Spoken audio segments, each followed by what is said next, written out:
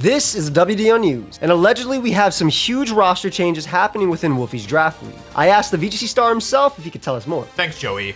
Yes, the rumors are true. The DC Parish are dropping Dedenne for Hisui and Sliggoo. Now, fans of the DC Parish, which I'm sure there are many, surely, are clamoring and asking one question, which is why? And also how? How could you do this to sweet little Dedenne? This isn't a decision that we made lightly, I will have you know. Dedenne, very cute. Nice mascot pick, even put into the thumbnail. Now it's off the team. And this is the only trade I intend to make this season. The DC Parish intend to make this season. But here's the thing. Week 1, the DC Parish went up against the LA Wakers, which had a team featuring 4 different water type Pokemon. And yet, Dedenne didn't feel like it could come to the battle. It felt like that if Dedenne was going to come to the battle, it would actually be doing my opponent a favor. And with that in mind, after that match, I thought, if it's not coming to that matchup, it's surely not coming to any of the other ones. When I drafted Dedenne, here's the thing. I didn't know what the final teams were going to look like. And so I looked through the list of 1-pointers. I knew I needed a 1-pointer. And I basically thought, okay, in a vacuum based on my team, I think that Dedenne is the best. However, once the other teams actually took shape, it became clear that Dedenne wasn't going to be able to come to any of the matches. In theory, it could have come at certain points, but once I saw all the opponent's teams, it was clear that nobody had a Dedenne weakness. So I knew that I was probably never going to bring it and that I had to drop it for something. The problem is that a lot of the 1-point Pokemon didn't really stand out to me. And so I was combing through the list. It's a long list. It's basically all the leftover Pokemon. So yeah, there's a lot of Pokemon in there, and I was just continuing to go through over and over and over and over again. And basically there was one Pokemon that really stood out to me that actually I almost drafted initially, but I ended up not. And that Pokemon is Hisui and Sliggoo. The reason why I passed on it initially is that Hisui and Sliggoo does not get body press. And the main set that Hisui and Goodra would run is Shelter plus body press. And although both Hisui and Sliggoo and Hisui and Goodra have good coverage moves, Hisui and Sliggoo's special attack is quite low. And so initially I thought, well, I can't do damage with body press with it, and also its special attack is super low. It's probably not very good, so I'll leave it behind. However, once the drafts were finalized and I had some more time to kind of sit with the teams I'd be going up against, I started looking through Hisui and Sliggoo's moveset, and I realized that actually versus a lot of teams, it has quite good coverage and is able to actually output a ton of damage. And so, or not a ton of damage, but it can hit a good chunk of teams for super effective damage. And although even when it's doing super effective damage, it's not picking up one-hit KOs, it's still able to actually contribute. And it's quite tanky, and it gives my team a steel type, which I was lacking before. And so in the end, I decided okay, I'm never going to bring Dedenne, and I might bring Hisui and Sliggoo. So I made the change. Obviously, we are very sad to see Dedenne go, but I'm sure that the next team that they appear on will be quite happy to have them. Okay, Joey, back to you. I'm doing the bit again. Bye-bye. Thanks, Coach. The Dedenne fans are in shambles, but let's see what Coach Shady had to say about this trade. I'm in absolute shambles. Wolf invited me to this draft league because of my ability and expertise to identify Pokemon that are good in draft league. And to see this man drop Dedenne for Hisui and Sliggoo, it's outrageous. Gumi's right there, and has he not heard the song? Gumi Gumi on the brain, Gumi Gumi in the rain. Glitch remixed it. If you're gonna drop Dedenne and hurt all the Dedenne fans, at least pick up Gumi. I'm not angry. I'm just disappointed. Thank you, Coach. Well, there you have it. A more devastating trade than the Mavericks and Lakers. But the DC Parish weren't the only roster who made changes. Let's take a look at what Coach Uzi had to say. Thank you, Jacob. The Thunderclap Titans have made the choice to drop both Gliscor and Skiploom for Piloswine and the Dunsparce. Now, I'm sure you might be wondering about the complexities behind the choices I chose to partake in regarding this decision. But really, it can be very simply explained by the fundamental reasoning of it's a Skiploom. Look at its stats! But it gets Rage Powder, look at its stats! I don't need no redirection in the first place because my opponent's Pokemon would feel so bad for it that they would put this bum out of its misery. The Dunsparce, however, now that's a real Pokemon. For it can do a lot of things, both physical and special. But most importantly, it gives me the one objective upside in the fact that it gives me a pure ghost immunity. Now, as far as dropping the Gliscor for Piloswine, it's not really that much straightforward because both are really great Pokemon, but really it just stemmed towards the fact that I decided to prioritize priority with Ice Shard, and also the fact that having an Ice type was honestly a really good benefit to have for my squad considering some of the people I will be matched up against in future weeks. That, and really, Gliscor was drafted in the first place because that's my honest to God counter to Sneasler, and nobody drafted this Pokemon, so who needs them anyways? Though it sure looks stupid if someone ended up picking it up afterwards. but that's probably not gonna happen. Anyways, thank you very much, and back to you, Jonathan. Thank you, Coach. Those seem like some pretty big roster changes. Wait, hold up. It seems like Coach James wants to weigh in. Thank you, Jacob. Your jawline is looking chiseled as always. Reminds me of a certain fellow I know. But I've been asked to evaluate the changes to the Thunderclap Titans roster piloted by Uzi, and it involves 2 changes. The first one is going to be Skiploom for the Dunsparce, as Dunsparce is taking over Skiploom. And let me just say, it looks like winter is here early. Spring is gone for the Thunderclap Titans, as I am someone who is going to be playing them, and I won't have to deal with a single sleep powder. And let me just say, that is blissful noise to my ears. So, no sleep powder, no rage powder. And let me just say, in draft, I have lost a game to Skiploom. I lost a game 1 because it was spamming sleep powder. Let me just say, very happy never to see that mon ever again in draft. Granted, we are going to see Dunsparce. And Dunsparce might be a strategic pick here. It might be a strategic pick because before, my Annihilate personally was looking like Mike Tyson against him. And Uzi was like a day 1 noob at the gym, because my Mike Tyson, my Annihilate, was going to basically Rage Fist and Drain Punch through their team with no resist whatsoever. Rage Fist was looking demonic, so having an immunity to those ghost type moves does make a ton of sense. And I guess there are a few things you could do with Dunsparce since it does have 4 points. I've only seen it use 2 things in competitive doubles, which involve the stored power with the rattled set with weakness policy, and you have beat up on like the Whimsicott, for example, and you go for that. Maybe it could do something. I'm not exactly too sure how scared I would be of it, but that is some option, I suppose. And then there is the cosplaying Urshifu, because it actually has a move that can hit through protect, like 100 base power normal move. I don't know what is drilling, but let me just say that drill ain't anything powerful. It does not feel like anything powerful. It is 100 base power, but it's off of the Dunsparce. I don't think I'm too scared of that. So don't think it's a bad change whatsoever. I think it's all right. And then we have the Gliscor being replaced for Piloswine. And let me just say, I don't know about Piloswine too much. I feel like the team wants to use Tailwind more, and I feel like getting rid of one of your best ground switch-ins is pretty good, especially when you only have Whimsicott and a Rockwood now. That is a ground resist, basically. And those Pokemon don't exactly take ground moves super well, so might be a bit of a weird trade-off. You do get more offensive ice, although I don't know how much it helps you in the offensive Tailwind mode that you have, because I think that would basically be what you would want offensive ice for. I guess you could use it in Trick Room. It's fine. It has decent attack. It has good HP and solid defense. Special defense is a lot lacking. Still has some decent abilities. It might be able to put in some work if positioned well, but speed tier is a little bit weird because it's not like slow enough in Trick Room, but it's not like fast enough in like Tailwind. So it's just an awkward speed tier mod, but I guess it could work in both modes.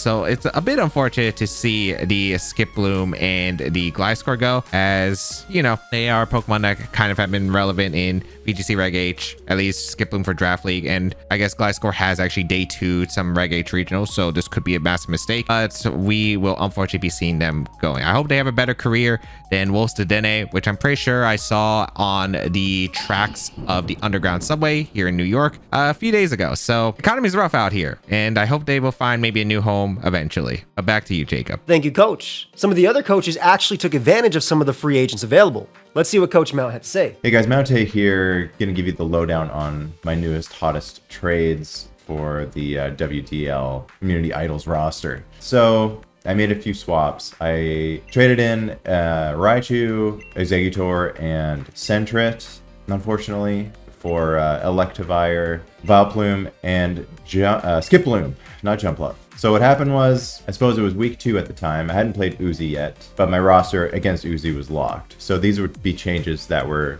going into week 3 against Wolf, but not in effect for the game that you may have already seen against Uzi. So basically what happened was Raichu, I was building with Raichu.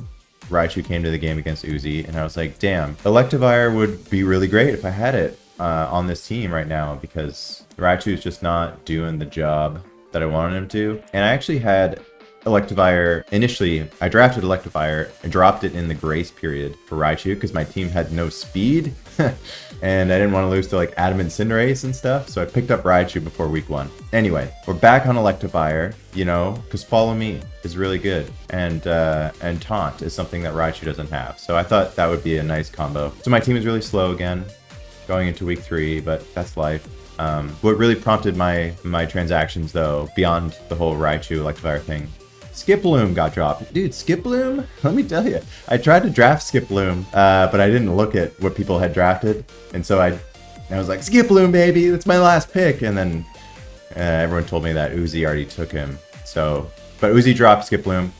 I dropped Sentret for Skiploom. It's a big deal, okay?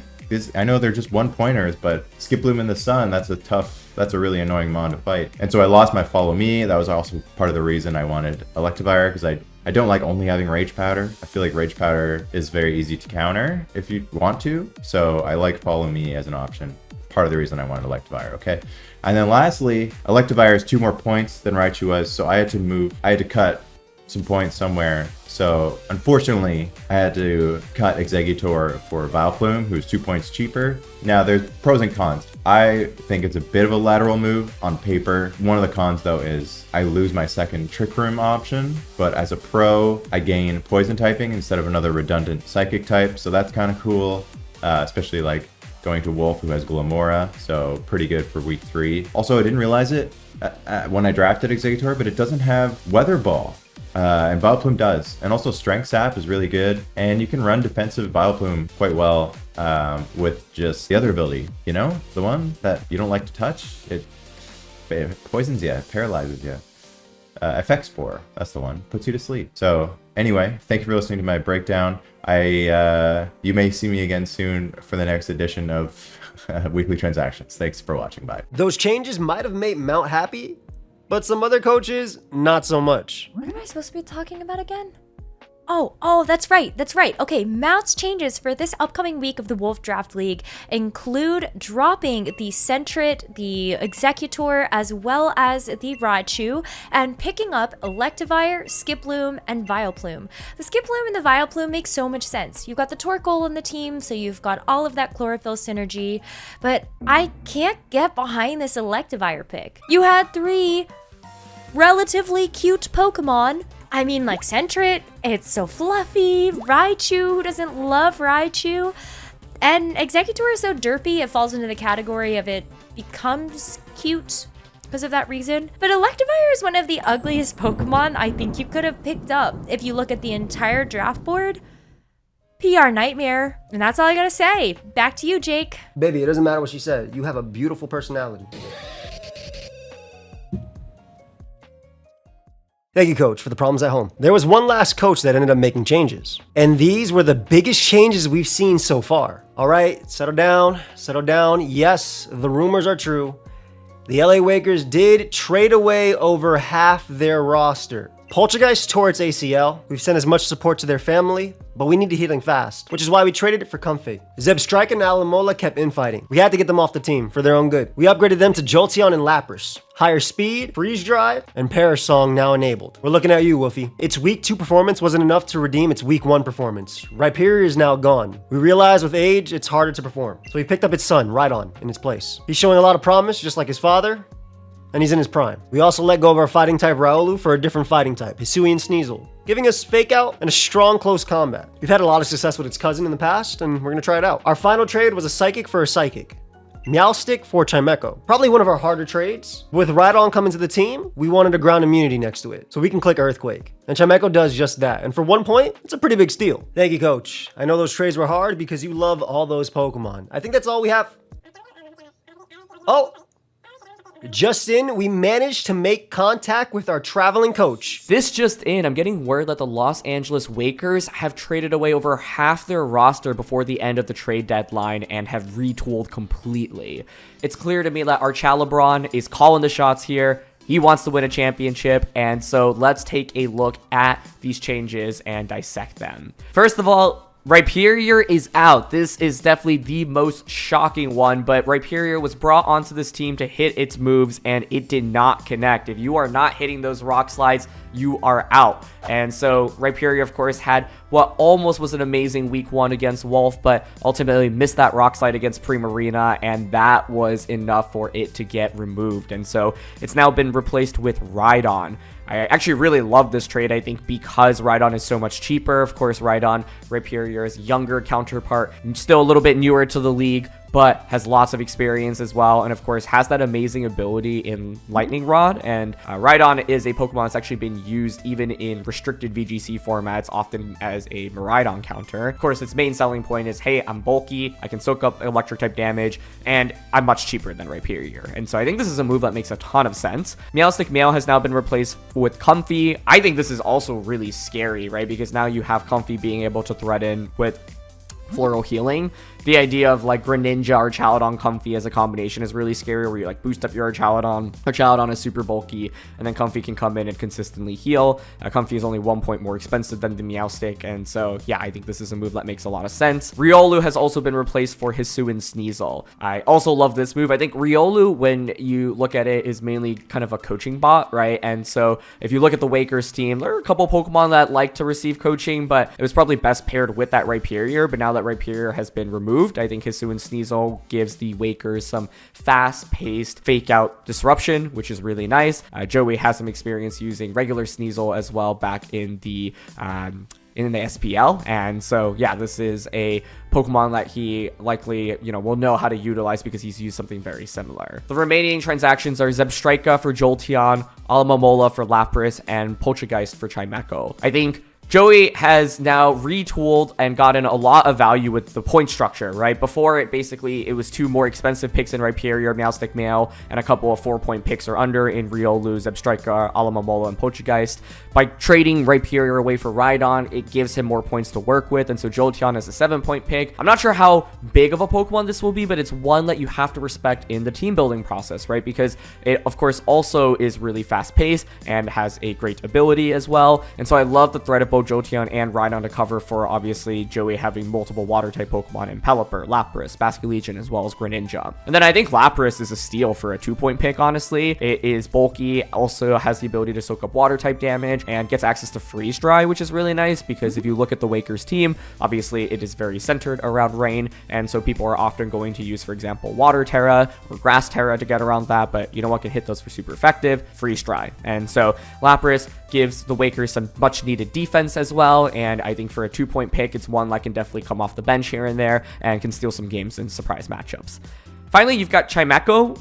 It's a 1-point pick at the end of the day, right? So is it going to be that impactful? Probably not, but Chimecho is cool in the sense that it can set up Trick Room, right? And it, at the end of the day, is just a Pokemon that can just add a little bit more to the matchup, right? Like now when you're building, you have to consider the possibility of, for example, Chimecho plus the Rhydon under Trick Room. And the Wakers don't necessarily always have to lean into like Swiftwind, Basculegion, right? There are a lot of different strategies that you could go with as well. And so Chimecho just gives you the Wakers some type diversity here, and at the end of the day, it's a 1-point pick, but I think it's a pretty great 1-point pick, honestly, because I think most 1-point picks are Pokemon that you probably don't like bat your eye too much at, but this one I think makes a lot of sense. And so yeah, I mean, it's a big deal to obviously trade away over half your roster at the trade deadline, but I think these trades actually all make a lot of sense for the Wakers, and I think our LeBron is probably pretty happy with these. Definitely increases their championship aspirations this season, and I wonder how different it would have been if Rhyperior just hit that rock slide in week 1, but this is only a 7-week regular season. Every week matters, and so if you don't perform, you are gone. And so